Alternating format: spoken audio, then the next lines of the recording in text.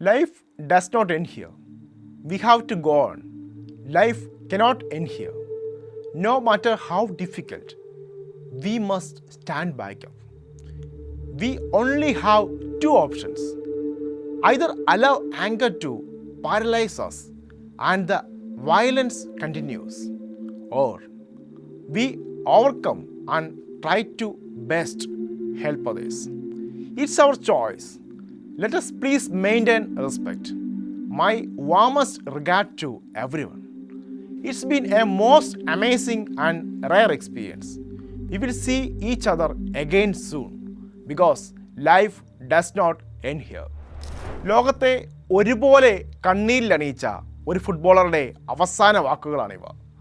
ലോകം ഫുട്ബോളിനെ മാന്യതയുടെയും പക്വതയുടെയും പ്രതീകമായി ഇന്നും വാഴ്ത്തുന്ന ആന്ദ്രസ് എസ്കോബാർ എന്ന 27 വയസ്സുള്ള ഒരു ചെറുപ്പക്കാരൻ അക്രമികളാൽ കൊല്ലപ്പെടുന്നതിന് ഏതാനും ദിവസങ്ങൾക്ക് മുമ്പ് ഒരു കൊളംബിയൻ പത്രത്തിൽ എഴുതിയ ലേഖനത്തിൻ്റെ അവസാന വരികളായിരുന്നു ഇവ. ലോകകപ്പിലെ നിരാശാജനകമായ പ്രകടനത്തിൻ്റെ വേദനയും വീണ്ടും ഉയർത്തെഴുന്നേൽക്കുവാനുള്ള പ്രതീക്ഷയുമായിരുന്നു ആ വാക്കുകളിൽ നിറഞ്ഞു നിന്നിരുന്നത്. എന്നാൽ മയക്കുമരുന്നിനടിമകളായ അക്രമി സംഘത്തിൻ്റെ കൊലക്കത്തി അന്ന് അവസാനിപ്പിച്ച് കളയുവാൻ ശ്രമിച്ചത് കൊളംബിയ എന്ന രാജ്യം ഉയർത്തിപ്പിടിച്ച ചില ഫുട്ബോളിൻ്റെ ശരികളെ കൂടിയായിരുന്നു. സ്വന്തം ഗോൾ പോസ്റ്റിൽ ഗോൾ അടിച്ചുകൊണ്ട് കൊളംബിയയെ പരാജയത്തിലേക്ക് തള്ളിവിട്ടു എന്ന് ലോകമാധ്യമങ്ങൾ പറഞ്ഞപ്പോഴും തിരിച്ചു വരും എന്ന ഉറച്ച വിശ്വാസത്തെയായിരുന്നു. കളിക്കളത്തിന് വെളിയിൽ മൃഗീയമായി കൊല്ലപ്പെട്ട ആന്ദ്രസ് എസ്കോബാർ എന്ന മാന്യനായ ഫുട്ബോളറുടെ കഥയാണ് ഇന്ന് ബാക്ക് സ്റ്റോറിയിൽ.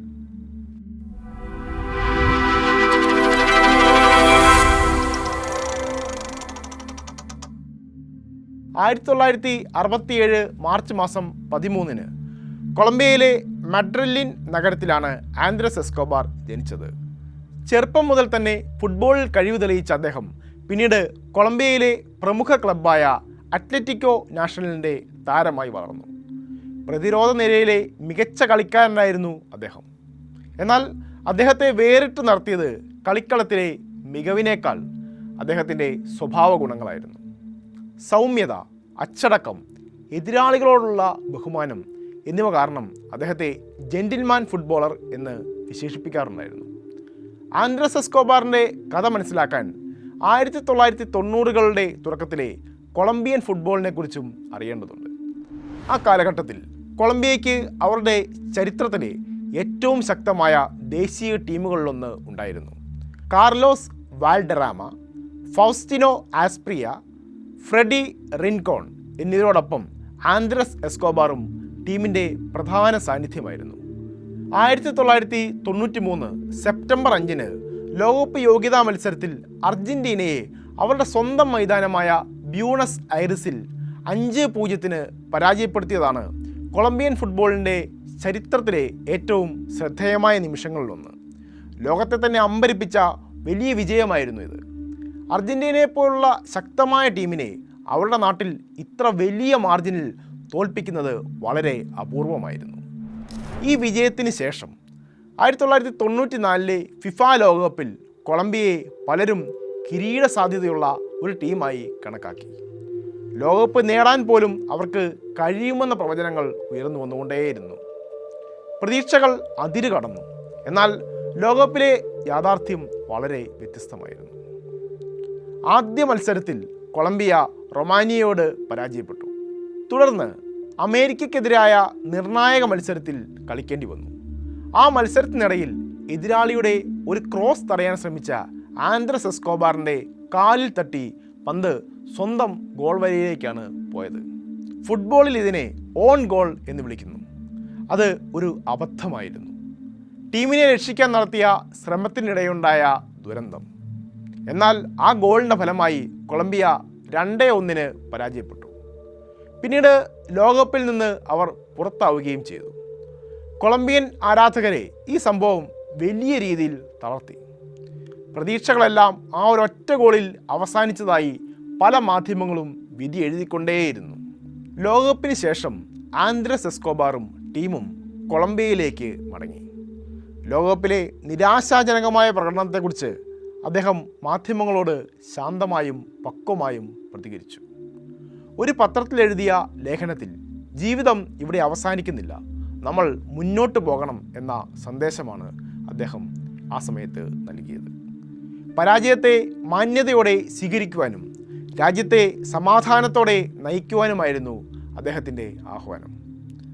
എന്നാൽ 1994 ജൂലൈ 2 രാത്രി അദ്ദേഹത്തിൻ്റെ ജീവിതത്തെ അവസാനിപ്പിക്കാൻ കാരണമായ ആ സംഭവം കാർ പാർക്കിംഗ് ഏരിയയിൽ സംഭവിച്ചു. അന്ന് മെഡലിനിലെ നിശാ ക്ലബിൽ തൻ്റെ സുഹൃത്തുക്കൾക്കൊപ്പം ചിലവഴിച്ച അദ്ദേഹം കാർ പാർക്കിംഗ് ഏരിയയിലേക്ക് നടക്കുകയായിരുന്നു. എസ്കോബാറിനെ കണ്ട മാത്രയിൽ പാർക്കിംഗ് സ്ഥലത്ത് കൂടി നിന്ന അക്രമി സംഘം അദ്ദേഹത്തെ തിരിച്ചറിയുകയും അധിക്ഷേപിക്കുകയും ചെയ്തു. പിന്നീട് വാക്കുതർക്കം രൂക്ഷമായി. ആദ്യം വാക്കേറ്റമായിരുന്ന സംഭവം പിന്നീട് ഗുരുതരമായ സംഘർഷമായി മാറി. ഈ സംഘർഷം അതിൻ്റെ ഏറ്റവും തീവ്രമായ ഘട്ടത്തിലേക്ക് കടന്നത് പിന്നീടാണ്. ആ സമയത്ത് അവിടെയുണ്ടായിരുന്ന ഹുംബർട്ടോ കാസ്ട്രോ മുനോസ് എന്നയാൾ തോക്കുപയോഗിച്ച് ആന്ദ്രസ് എസ്കോബാറിന് നേരെ ഉടൻ വെടിയുതിർത്തു. ആകെ 6 വെടിയുണ്ടകളാണ് അദ്ദേഹത്തിൻ്റെ ശരീരത്തിൽ പതിച്ചത്.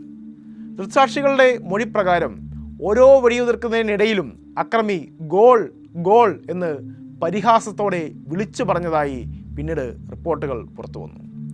ലോകകപ്പിലെ കൊളംബിയയ്ക്ക് ഉണ്ടായ പരാജയത്തെയും അതിൽ എസ്കോബാറിൻ്റെ ഗോളിൻ്റെ പങ്കിനെപ്പറ്റിയുമായിരുന്നു ഈ പരിഹാസത്തിലൂടെ അക്രമി ഉദ്ദേശിച്ചതെന്ന് വളരെ വ്യക്തമായിരുന്നു. വെടിയേറ്റ ഉടൻ തന്നെ എസ്കോബാറിനെ സമീപത്തെ ആശുപത്രിയിലേക്ക് കൊണ്ടുപോയി. ഡോക്ടർമാർ ഏകദേശം 45 മിനിറ്റോളം അദ്ദേഹത്തിൻ്റെ ജീവൻ രക്ഷിക്കാൻ കിണഞ്ഞ് പരിശ്രമിച്ചുവെങ്കിലും പരിക്കുകൾ അതീവ ഗുരുതരമായതിനാൽ അദ്ദേഹത്തെ രക്ഷിക്കാനായില്ല. 1994 ജൂലൈ 2 പുലർച്ചെയാണ് 27-ാം വയസ്സിൽ അദ്ദേഹം മരണത്തിന് കീഴടങ്ങിയത്.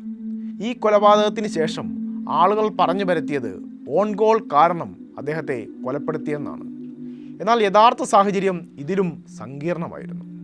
അക്കാലഘട്ടത്തിൽ കൊളംബിയ സംഘടിത കുറ്റകൃത്യങ്ങളുടെയും മയക്കുമരുന്ന് സംഘങ്ങളുടെയും സ്വാധീനവും അക്രമ സംഭവങ്ങൾ കൊണ്ട് കലുഷിതമായിരുന്നു. 1980കളിലും 90കളിലും കൊളംബിയ ലോകത്തിലെ പ്രധാന കൊക്കൈൻ കടത്ത് ശൃംഖലകളുടെ കേന്ദ്രങ്ങളിലൊന്നായി അറിയപ്പെട്ടിരുന്നു. ലോകത്തിൻ്റെ മയക്കുമരുന്ന് കേന്ദ്രമായി പോലും ആ ലാറ്റിൻ അമേരിക്കൻ രാജ്യം കണക്കാക്കപ്പെട്ടിരുന്നു. ലോകകപ്പിലെ പരാജയത്തെ ചുറ്റിപ്പറ്റിയുണ്ടായ പ്രകോപനങ്ങളും സാമൂഹിക സാഹചര്യങ്ങളും ചേർന്നാണ് ഈ ദുരന്തത്തിലേക്ക് കാര്യങ്ങൾ എത്തിച്ചേർന്നത്. അദ്ദേഹത്തിൻ്റെ മരണവാർത്ത ലോകമെമ്പാടുമുള്ള ഫുട്ബോൾ ആരാധകരെ ദുഃഖത്തിലാഴ്ത്തി. ആയിരക്കണക്കിന് ആളുകൾ അദ്ദേഹത്തിൻ്റെ സംസ്കാര ചടങ്ങിൽ പങ്കെടുത്തു. അക്രമത്തിനെതിരെയും മയക്കുമരുന്നിനെതിരെയും വലിയ പ്രതിഷേധങ്ങളുണ്ടായി. കൊളംബിയയെ അടുത്ത ലോകകപ്പിൽ നയിക്കുവാനുള്ള ഊർജവും ആവേശവും അദ്ദേഹത്തിനുണ്ടായിരുന്നു എന്നതിൻ്റെ സൂചനയായിരുന്നു വീഡിയോയുടെ തുടക്കത്തിൽ വായിച്ച അദ്ദേഹത്തിൻ്റെ പത്രലേഖനത്തിലെ ആ വാക്കുകൾ. എന്നാൽ അവയെല്ലാം അക്രമികളുടെ തോക്കിൻമുനയിൽ ഒടുങ്ങുകയായിരുന്നു. ഇന്നും കൊളംബിയയിൽ ആന്ദ്രസ് എസ്കോബാർ ഒരു ഫുട്ബോൾ താരമായി മാത്രമല്ല, മാന്യതയുടെയും കായിക ധർമ്മത്തിൻ്റെയും പ്രതീകമായിട്ടാണ് ഓർമ്മിക്കപ്പെടുന്നത്.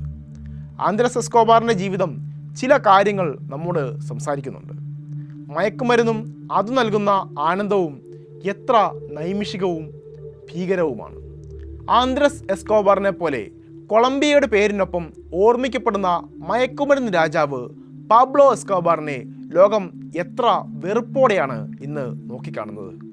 ആന്ദ്രസ് എസ്കോബാർ കൊല്ലപ്പെടുന്നതിന് 7 മാസം മുമ്പ്, കൃത്യമായി പറഞ്ഞാൽ 1993 ഡിസംബർ 2 കൊളംബിയൻ ദേശീയ പോലീസിൻ്റെ പ്രത്യേക ഓപ്പറേഷനിൽ മയക്കുമരുന്ന് സാമ്രാജ്യത്തിൻ്റെ തലവനായ പാബ്ലോ എസ്കോബാർ കൊല്ലപ്പെടുകയുണ്ടായി. ഒരു യുഗത്തിൻ്റെ അന്ത്യമായാണ് ആ മരണത്തെ ലോകം കണ്ടത്. ലോകമെന്നും ഓർമ്മിക്കുന്നത് വ്യക്തിത്വവും മൂല്യങ്ങളുമാണെന്ന് ആന്ദ്രസ് എസ്കോബാറിൻ്റെ ജീവിതം നമ്മെ ഓർമ്മിക്കുന്നു. കായികരംഗത്തെ അദ്ദേഹത്തിൻ്റെ സംഭാവനകളും വളരെ വലുതാണ്. 3 പതിറ്റാണ്ടുകൾക്കിപ്പുറവും ആന്ദ്രസ് എസ്കോബാർ ലോകമെമ്പാടുമുള്ള ഫുട്ബോൾ പ്രേമികളുടെ മനസ്സിൽ ജീവിക്കുന്നു. ഒരു ഓൺ ഗോളിൻ്റെ പേരിലല്ല, മറിച്ച് പരാജയപ്പെടാത്ത പ്രതീക്ഷകളുടെ പേരിൽ, പരാജയത്തിലും മാന്യത കൈവിടാത്ത മനുഷ്യത്വത്തിൻ്റെ പേരിൽ.